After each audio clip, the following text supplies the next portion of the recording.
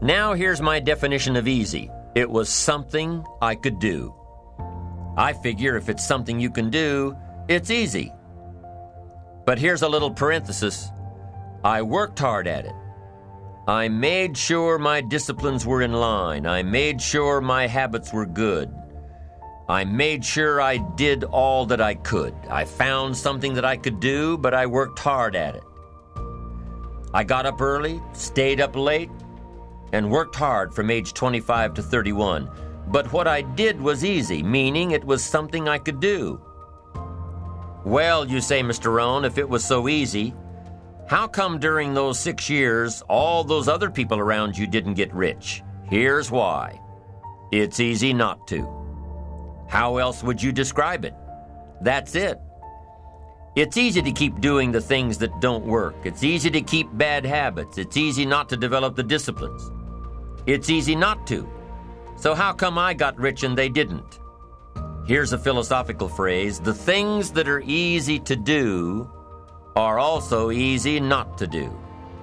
That's the difference between success and failure, between daydreams and ambitions. Here's the key formula for success. A few disciplines practiced every day. And those disciplines have to be well thought out.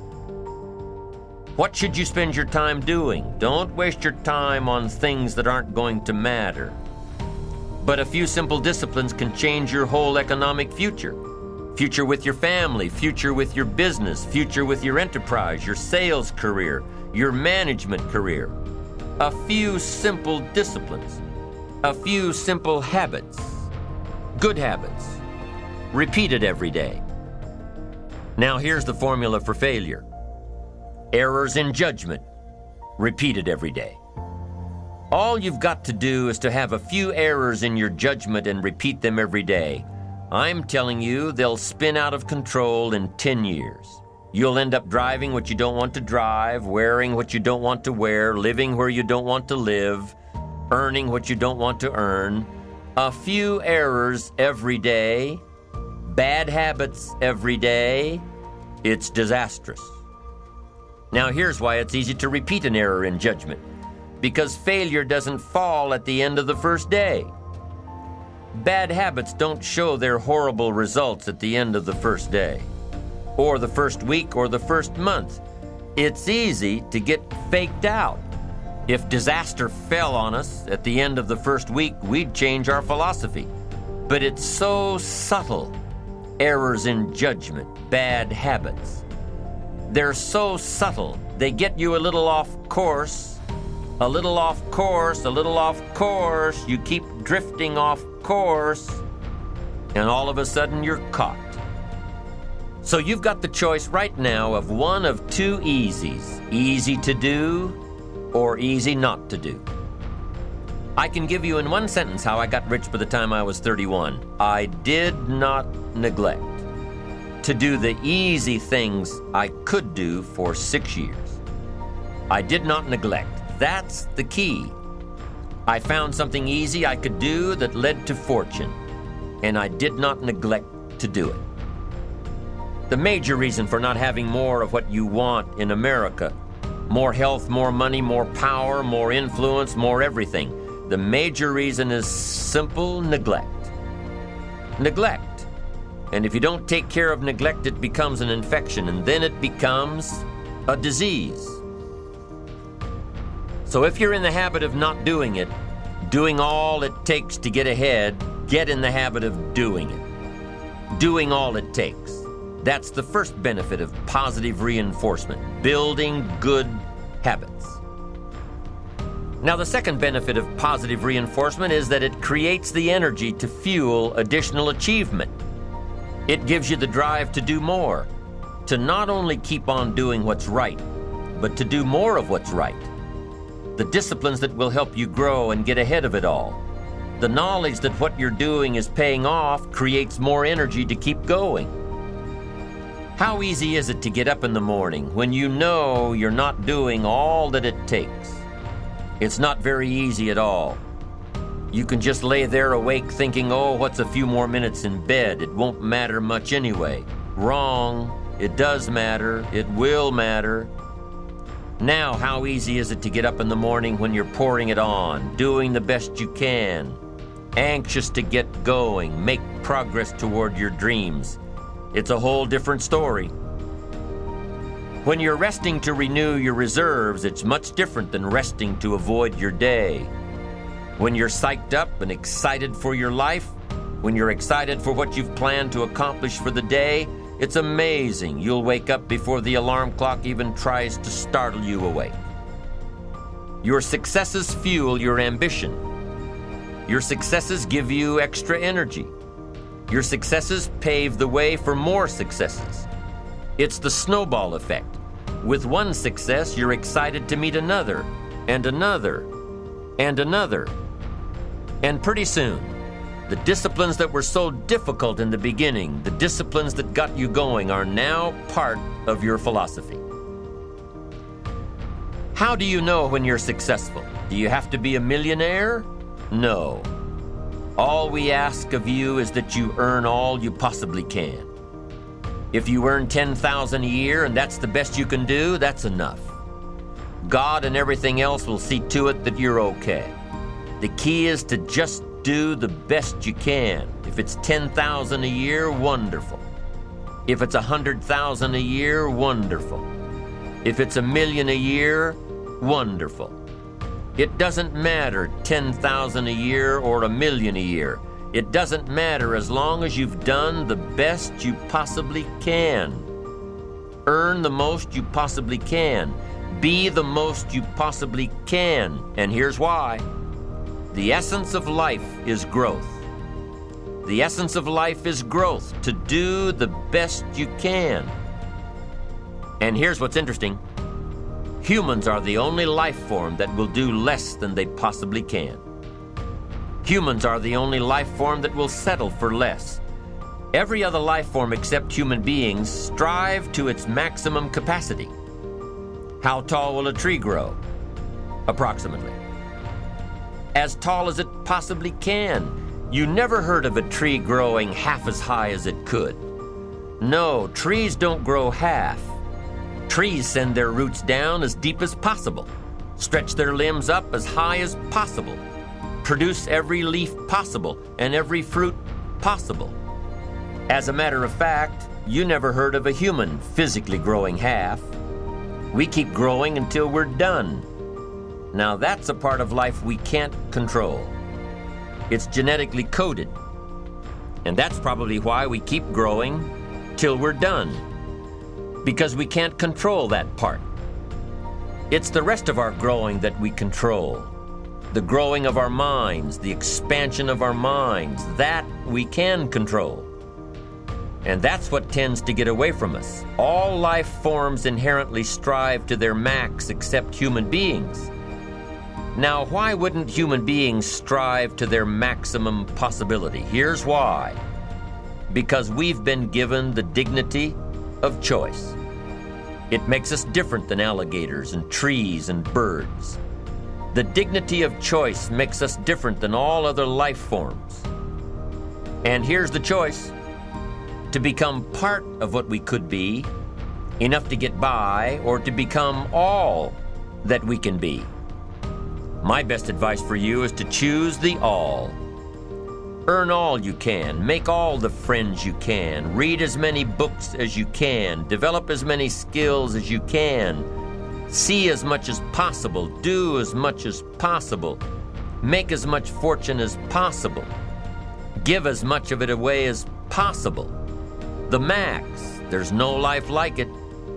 I'm telling you, once I got on track, I've never looked back. Pick up the challenge, go for it. Take the best of the two easies. Take the route of it's easy to get ahead. It's easy to do all you can. It's easy to succeed. It's easy to have financial freedom. The more you do, the more you get. The only difference between the men who earn big incomes and those who earn small incomes is that those earning big incomes decided to earn more. They're the people who made it their business to earn more. You see, a woman who does not think about baking an apple pie for dinner tonight will never think of looking up the recipe for apple pie. Without the decision for pie, there's no motivation for checking out the recipe. A man who does not think about driving his car to St. Louis, Missouri or Nacogdoches, Texas will never get road maps which show how to get to St. Louis or Nacogdoches. And a man who never decides to earn more money will never think of learning how, of looking up the rules for earning more money. You see, people do what they make up their minds to do. So get rid of the ancient superstition once and for all that people who earn big money are special people, or lucky, or get the breaks, or had money to begin with, or knew someone, or are smarter, or anything else. These are alibis. They can all be disproved 1,000 times. The reason there are so many of these alibis around is that men who fail to make the grade financially are seldom honest enough to just admit that they really didn't try and keep trying. So in order to justify their failure, in order to remain seated, they dream up and pass along these old alibis. We're all self-made, but only the successful will admit it. I once had occasion to visit Charleston, South Carolina. I'd never been there before, so I hired a taxi to drive me around the historic old town. I particularly wanted to see the battery where that famous shot was fired on Fort Sumter. Along this beautiful drive, some of Charleston's oldest and finest homes look out over the bay. I commented to my cab driver on what lovely homes they were, and he said, yes, some of those homes have 40 rooms. And then he thought a moment and he said, and every one of them is owned by a crook. This is how the have-nots justify themselves and their lot in life. I didn't say anything because I didn't feel I was entitled to advise him or try to straighten out his thinking. This is a free country where as long as he doesn't hurt others, everyone has the unalienable right to be just as wrong as he wants to be. As Thomas R. Lounsbury, the American scholar and educator, put it, we must view with profound respect the infinite capacity of the human mind to resist the inroads of useful knowledge. My taxi driver and men and women like him all over the world have been kidding themselves and holding themselves down and refusing the bounty and abundance of the world for centuries. Knowledge is available to everyone. We can either listen to those qualified to teach us, or we can go along with those ancient stumbling blocks we get from people who don't know any more than we do. The truth, incidentally, about those homes along that beautiful drive is that they were built by the men and women who made the largest contribution to the city of Charleston. In just a moment, I'm going to give you the formula for getting rich, but before I do, I want to remind you of something. Before a jet pilot begins his takeoff from an airport, he carefully goes over a checklist, item by item. He does this not only because it's required by law, but because he cannot afford to trust so important a job to his memory alone. He has another checklist that he goes over just as carefully before he begins his letdown at his destination. He does this without fail every time he takes off and every time he lands. Well, I think living successfully is as important as flying an airplane. And because of this, I think each of us needs a checklist too. And that's why there's one included with this cassette. We need a checklist to go over item by item before we take off in the morning and before we drop off to sleep every night. So I want to recommend that you affix the checklist to your bathroom mirror. Stare at it as you brush your teeth in the morning and stare at it again as you prepare for bed at night. Go over each item, and as you do, think of what each item represents. Now here's number one. It's the formula for getting rich. It also explains why you're in your present position, whether you're earning $6,000 a year or $16,000 or $60,000 or $600,000. It applies to every adult, whether he's employed or unemployed. It applies to the richest man and to the poorest, and every person in between. And here it is. Our rewards in life will always be in exact proportion to our contribution, our service. Now that's what the formula means as the first item on your checklist. Memorize it. Our rewards in life will always be in exact proportion to our contribution, our service. Listen to it, think about it until you know it emotionally as well as intellectually. It might give you some slight feeling of superiority to realize that there's probably not another man within a mile of where you live who knows it. You can add it as a question on your survey if you want proof of that. If you want it in another form, here it is as it applies to a man's job. It's the same thing really, the same thing applies, but you can express it differently. The money you're paid by the company you work for will always be in direct ratio to the need for what you do, your ability to do it, and the degree of difficulty involved in replacing you. Maybe you want to write the formula down in both of its forms and think about it until it's as much a part of you as your name. The reason it isn't spelled out on your checklist is because you might not want everyone to know what you're up to. The checklist is valuable only to a person who knows what the words really indicate. All right, you've got the formula. As you think about it, its meaning will become clearer to you. With the formula, there are 2 rules which must be applied to properly use it. This formula, together with the 2 rules, is your recipe or your roadmap to earning all the money you really want. Now let's take a look at item number 2 on your checklist. And I'm serious about your putting this checklist on your mirror. You'll notice it's pressure sensitive. Item number 2, the gold mine. The Pulitzer Prize-winning playwright Archibald MacLeish in his play The Secret of Freedom wrote, "The only thing about a man that is a man is his mind. Everything else you can find in a pig or a horse." Strong words, aren't they? But as long as you live, you'll never hear a truer statement. The key to every human being's success lies in his mind, the gold mine between his ears. One idea can make you rich. A lot of good ideas can move you steadily upward in the work you do, and ideas are free. Now just think. There's nothing now being done commercially that will not be done better, much better in the years ahead. Next year's homes and most of what's in them will be better than this year's. Next year's cars will be better. Next year's manufacturing, distributing, marketing, and selling and advertising should be better. Nothing is now being done as well as it must be done in the future. And every innovation, every new improvement will be somebody's brainchild. Now what's your specialty? How many good ideas have you come up with during the past year? If you continue on as you have in the past, where will you be and what will you be earning, say, a year from now, 5 years from now? Every day of our lives, we walk or drive by more opportunity than we could develop in a lifetime, in 50 lifetimes. Back in the 20s, Sinclair Lewis wrote that you can kidnap a man, blindfold him, take him to any city in the country with a couple of notable exceptions, put him in a chair in the downtown area, take off his blindfold, and he could sit there a week and not be able to tell you what town he's in. The streets are all alike. The buildings are all alike. The businesses all look alike. This is still largely true today. The reason for this being that most businessmen in this country are playing a game called follow the follower. If a man goes into business, no matter what line it happens to be, the first thing he does is make certain that his place of business, outside and inside, looks exactly like every other place of business of that type in the country. Do you know why? It's because he's been playing copycat since he was a year old and does it without thinking about it. For the same reason kids dress alike in school. He wants to be one of the gang. He doesn't necessarily examine all the business establishments in his field and pattern his on the one outstanding example, the one that inspires him, the one that he can really believe in. He just does what everybody else in his business is doing, and by this simple process, he guarantees his own mediocrity. Whose drum are you marching to, if indeed you're marching to anyone's, and why? Remember, whatever you now do for a living will be done differently, quite differently a few years from now. Never in the history of mankind have the opportunities for all of us been so great.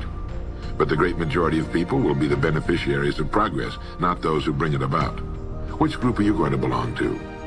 If you want to be a contributor, not just a beneficiary, here's the first rule. It appears on your checklist as the gold mine. So, think. Think deliberately and with a purpose. Use the gold mine between your ears. Begin by thinking at a special time every day. Back during the Depression, a New York lumber dealer was growing rich while other lumber dealers were going broke. When asked how he did it, he said, "Every evening when I get home, I close myself up in a quiet room, sit in a comfortable chair, and ask myself, how will my business be conducted 10 years from now? Then I try to do it now." Instead of competing with every other lumber dealer, which is what they were doing, he was creating. He was doing the very thing man was designed to do, the very thing man does best. A company growing at the rate of 10% a year will double its size in less than 8 years. But a man can improve his effectiveness 50% or 100% a year or more. The experts tell us that every one of us has within him deep reservoirs of ability, even genius that he habitually fails to use. Well, let's begin now to reach into these deep, rich areas of pure net profit and use more of our real abilities. Let's think. Here's the best way I've found to make yourself think. Start getting up a little earlier than you're accustomed to. Right off the bat, this gives you extra time that 95% of the men in this country are not using at all. 1 hour earlier a day gives you 6.5 extra 40-hour weeks a year. But at this time in the morning, take a refreshing shower, dress, get yourself a fresh, hot cup of coffee if you're a coffee man, and then sit down to a clean sheet of paper. At the top of the paper, write your financial goal. Now, this is the amount of money per year you intend to earn soon. Incidentally, you might like to keep this to yourself, too. It's nobody's business but yours. Then, start to think. Think about your goal and what it'll mean to you and your family. Then see how many ideas you can come up with to help you reach that goal. Ideas to improve what you now do for a living. Ways of increasing your contribution to match your income goal. You know, jobs don't have futures. People do. No matter what line of work you may be in, there is within it more than enough opportunity to last a lifetime. You don't have to think of brand new ideas or revolutionary new ways of doing things, although you well might come up with some. Think of ways of improving what is now being done. If you are to increase your income by the amount you've specified, you must find ways of increasing your contribution, your service. And the key to this is to be found in your mind, in that gold mine between your ears. Try for 5 ideas every morning and write them down, and save those sheets of paper in a special idea file. Many, perhaps most of your ideas will be worthless, but some of them will be very good. A few will be excellent, and every once in a while you will come up with something really outstanding. You see, 5 ideas a day is 25 a week if you don't think on weekends. Now that's more than 1,000 ideas a year. One idea can get you to that income you're shooting for. The law of averages swings so far in your favor you just can't miss. Try to develop a sense of expectancy. That is, try to hold the feeling that the goal you're shooting for is a sure thing, and that it's only a matter of time before it's realized. You know, Henry Ford didn't start making cars until he was 45. A friend of mine started a new company at 65. He's still going strong, and his new company has sales of better than $300 million a year. It's almost never too late. Try not to think of things outside of your own line of work or whatever it is you're most interested in. To think well and profitably, you must discipline your thinking. Keep it on course, controlled, keep it in one field, specialize. Now for the final item on your checklist. It appears as the word. And the word is attitude. Attitude has been called the most important word in the language. William James put it this way. He said, "The greatest discovery of my generation is that human beings can alter their lives by altering their attitudes of mind." Now this is something to think about. Can alter their lives by altering their attitudes of mind. It's another way of saying we become what we think about. Look at it this way. Your total environment, if you've been an adult for any appreciable period of time, your total environment is a reflection of you as a person. The house and the neighborhood in which you live, the car you drive, the clothes you wear, the job you do, the people with whom you regularly associate. Your total environment is an exact and merciless mirror of you as a human being. Now, if you feel your environment can stand some improvement, you have only to improve your attitude, and your world will gradually change to reflect the changing person. Here's how to change your attitude. Beginning now, begin to act as would the person you most want to become. Now that is, if you were already in possession of the goal you're shooting for, how would you conduct yourself in all of your affairs? Well, do it now, and tomorrow, and the next day. Begin now to act the part of the person you most want to become, and you'll end by becoming that person. Subtly, in little ways, in the way you dress, in the way you talk, in the unfailing courtesy you show to every person with whom you come in contact, begin to act the part of the person who has already achieved that which you're shooting for. The German philosopher Goethe gave us the secret when he said, before you can do something, you must first be something. When you behave like the person you most want to become, the things that person would have will tend to come to you. It's simply cause and effect. Don't be in too big a hurry. It takes longer to build a skyscraper than a chicken coop. Build slowly, steadily, and well. Then when you make it, you'll keep it. You'll stay on top. Always be suspicious of the so-called get-rich-quick scheme or sudden success. Never forget that word, attitude. It's your attitude toward the people with whom you come in contact that will determine their attitudes toward you. The person with a great attitude toward life and the world is the person other people call lucky. He's not lucky. He's just using our old friend, cause and effect. His causes are excellent, and his effects have to be just as good. Well, that's it. 3 things to remember. 3 things to practice every day. If you spent 16 hours a day, 7 days a week practicing your golf swing, in a relatively short time, you'd have a grooved, beautiful swing like the pros. So practice your new attitude every day, every waking hour. Practice thinking a few minutes every morning, and you'll find yourself thinking all day long. And remember the formula. Our rewards in life will always be in exact proportion to our contribution, our service. Go over the ideas in this message every day until they're as much a part of you as your name and your temporary address. You'll notice that each time you listen, you'll hear something new. You'll get a new idea you failed to get before.